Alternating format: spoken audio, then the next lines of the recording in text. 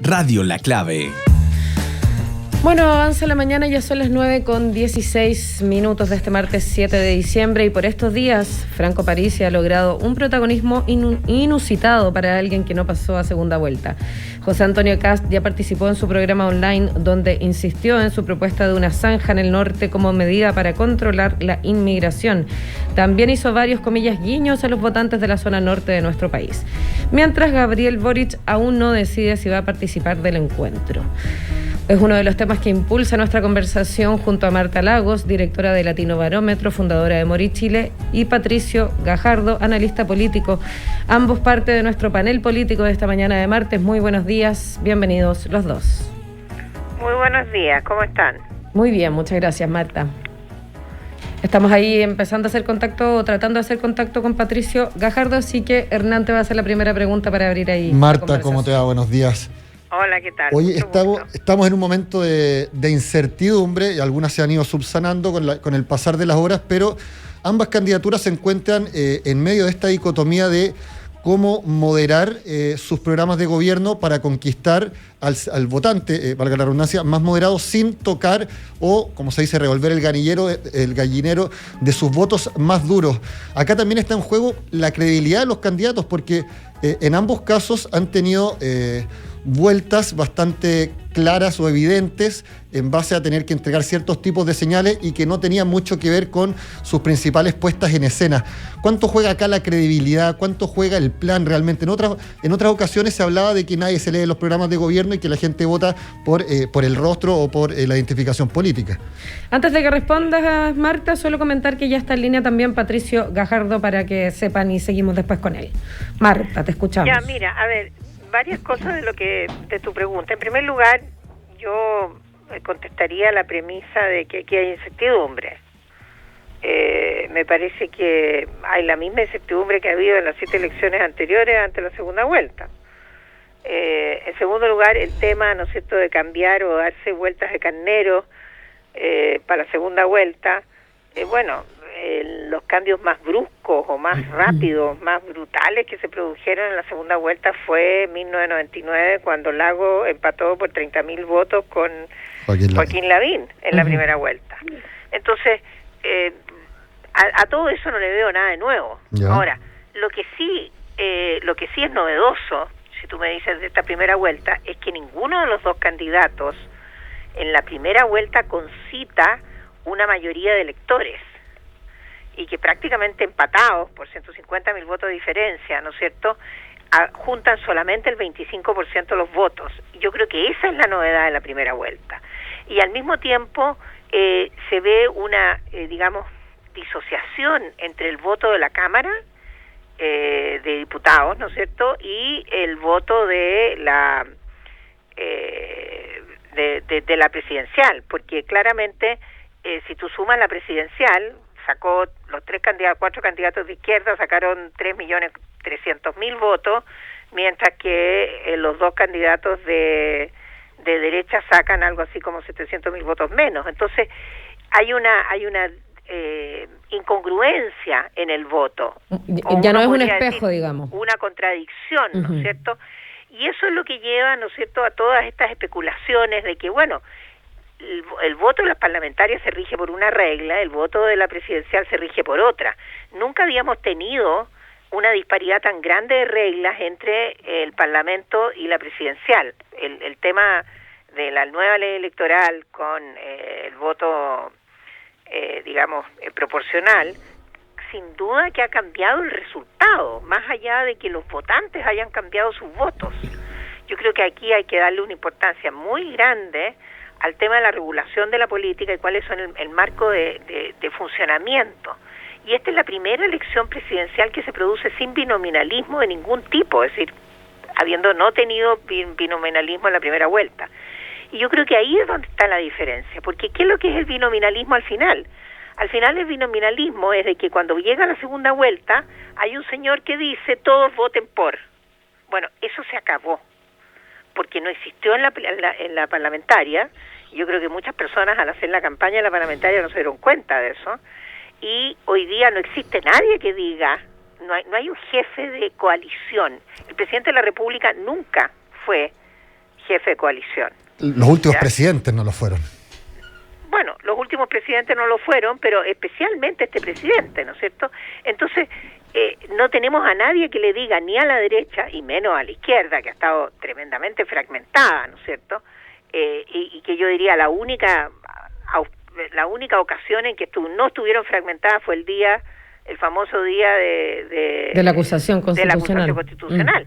Entonces, yo creo que ese es el escenario en que se da esta. Por otra parte, tenemos un 70% de la población que está completamente despolitizada, es decir, están lejos de la política. Y todo lo que sucede en la política, especialmente esta persecución de los 889.000 votos de Parisi, lo que hace es alejar a la gente de la política. Nadie se está preocupando de los 8 millones. Tú te das cuenta que es absurda la importancia que la agenda informativa le da a los 889.000 votos de Parisi versus los 8 millones que no votaron. Claro, de la gente que no se levantó. Patricio Gajardo, ¿cuál es tu visión? Bienvenido, por cierto, al programa. Hola, ¿cómo estás? Totalmente distinta en algunos aspectos de lo que estaba planteando Marta. Yo creo que esta es una elección totalmente distinta, por ejemplo, lo que planteaba Marta sobre Lagos y Lavín. Ahí había un sistema binominal que hacía y generaba por lo menos certidumbres en cuanto a que eran dos grandes bloques los que se estaban enfrentando, y había un consenso y enemistad cívica sobre dos puntos centrales que hoy día no existen, que es la economía de mercado y una democracia representativa. Estamos con una constituyente, por lo tanto, una constituyente que Alfredo Joañán, que no es de derecha, sino que de izquierda, planteó claramente que era de ultraizquierda, y por lo tanto es un elemento para tener en cuenta. Entonces nos encontramos con una votación muy polarizada, en la cual comparto con Marta, no hay nadie que pueda decir, mire, saben, voten por uno, voten por otro. Los dos grandes bloques, me refiero a la Exconcertación y Chile Podemos Más, no están compitiendo con sus propios candidatos, o sea, quedaron al margen. Se tuvieron que plegar obligadamente. Y sumémosle que yo no creo que el tema de Parisi sea un dato menor, nos guste o no nos guste. Parisi hizo una campaña extraordinaria, logró salir tercero con 900.000 votos, y lo que está haciendo, o lo que hizo con Bad Boys, y llevarlos a los candidatos a conversar con sus propios adherentes, está demostrando una estrategia más inteligente todavía, porque él es lo más seguro que no se va a pronunciar por ninguno de los dos, pero es evidente que hubo sintonía fina con Kast. Va generando capital político. En la entrevista que estuvo. No sé si esa sintonía fina la tiene con Boric, pero el programa de Boric, el programa de Parisi fue entretenido, le permitió al candidato expresarse, y por lo tanto Boric queda como encerrado frente a la posibilidad de que no asista. Es decir, ya después de la performance de Kast, Boric tiene sí o sí que asistir, porque el votante de Parisi es un votante muy de liderazgo personalista. Es decir, ¿cuál es la ideología de Parisi? Pero disculpa que te interrumpa ahí, Patricio. Los adherentes de Parisi. Y súmale, Marta, hay un punto no menor, que sacaron parlamentarios, por lo tanto van a tener que tener definiciones el partido de la gente. Va a ser un partido bisagra, muy relevante, va a ser un partido más de centro-derecha o más de centro-izquierda. Por lo tanto, Boric no puede no ir a el programa de París. Pero ahí yo tengo un punto. Bueno, primero preguntarte, Marta, ¿qué te parece a ti? Si puede o no puede ir, o debería o no debería ir Boric. Mira, es que ese me parece el corazón del problema. Nosotros estamos en el fondo de una crisis política. Esta elección presidencial no es sobre Parisi, es sobre la representación de 15 millones de votantes. Cuando la elección presidencial se concentra en 889.000 votos, lo que está haciendo es ninguneando al resto de los votantes.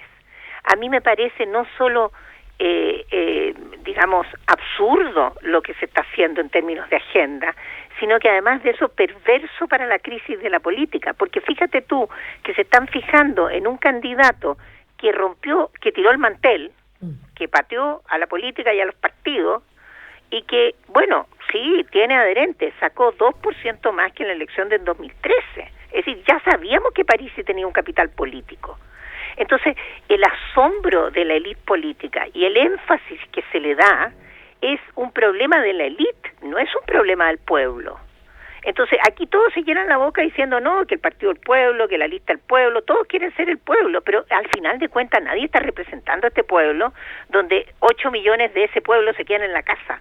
Entonces, me parece que volver a insistir sobre la importancia del señor Parisi es malograr la política. Ahora, desde el punto de vista, digamos, desde el punto de vista democrático, desde el punto de vista electoral, aquí yo creo que la estrategia obvia es dirigirse al votante, no al candidato. El candidato, ni Meo, ni Sichel, ni, digamos, todos los que salieron terceros, cuartos y quintos, tienen ningún poder sobre sus votos. Y a mí también me parece que la distancia entre Sichel y ¿cómo se llama esto? Y Parisi es tan menor, creo que son 1000 y tantos votos, ¿no es cierto? Así que es. no amerita esta importancia. Esta es una importancia inventada por la élite. Ahora, no es una importancia que venga del pueblo, no hay ninguna demanda de parte del pueblo para eso. Las demandas del pueblo son otras. Entonces, y la demanda la tiene Franco Parisi, que no olvidemos también, como figura, ¿no? O sea, tiene una demanda en lo concreto, digo, que también se deja de poner a la vista, o como que dejara de ser relevante que tiene que